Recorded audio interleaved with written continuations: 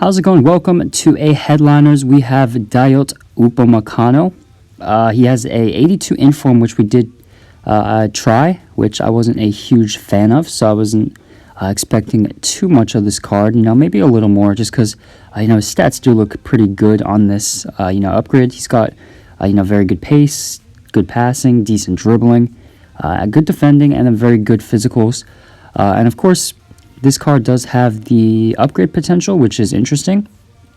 Again, I'm not sure exactly how well Leipzig are currently doing in their league, but obviously you can get an inform as well, or a performance-based special card and get that upgrade as well. And then I believe he'll go up to an 86 if I'm not mistaken. So that's pretty cool. He's coming in at around 240 to 250k on both consoles, on Xbox, and then 300k on PlayStation. And, the links are also very good. Not only is Leipzig a very good club in FIFA this year, there's some really good players you can link, but he's also got that French league link from the Bundesliga, so that just offers a lot of potential for squad building. So we'll get into the stats. We'll start out with the pace. There's a huge split on this, but he's got 73 acceleration and 89 sprint speed. That sprint speed is very, very high for a center back, and that's higher than a lot of attackers in this game. So I think that's a very good, attribute for a center back to have, and especially in this game, he has that pace. You can feel it to keep up with those quick attackers, in my opinion. I don't think it's extremely vital to improve the pace. Of course, you can always do that with a shadow or an anchor, catalyst, whatever you choose. So I think the pace is good. And you don't necessarily need to tamper with it too much. He's very fast. And then in terms of his passing, 84 short pass, 81 long pass with the 77 composure. He's pretty good at playing out of the back. And, especially against those team presses, he'll be able to play out from his own third without getting dispossessed. And then on the ball, his dribbling stats, he's got pretty good agility and balance for I'd consider a powerhouse center back, because most of those big tanky center backs turn like buses, but his lateral movements feel pretty quick, and he'll be able to turn well, and his mobility will feel quite fluid against those small agile attackers. He's got 69 agility and 73 balance, 74 ball control and 76 dribbling, which is pretty good.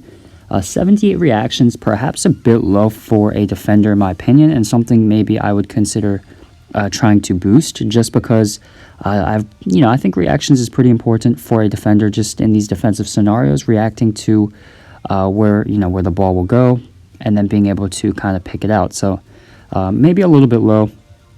Defensively, I would consider this guy more of a tackler. He's a very good tackler, not so strong at the zonal defensive abilities, but yeah, he's very good at going into the challenge. He's got 90 stand tackle and 83 slide tackle, 97 strength, very strong, very tanky.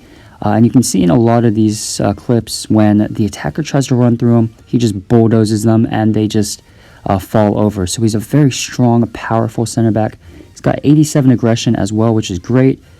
Great in the air as well, with the 95 jumping and 87 heading accuracy. So a win is 50-50 duels, and can be a very good threat off set pieces, corners, and stuff like that.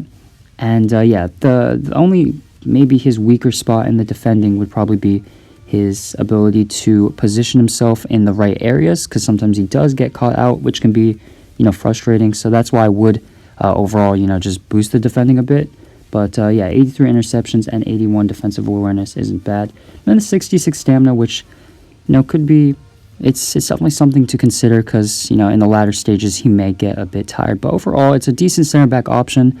In terms of value, I wouldn't really recommend, but it's still a solid center back in the game. So that's going to be my Upamecano review. Please like, subscribe, comment down below who you'd like to see next, and thank you for watching.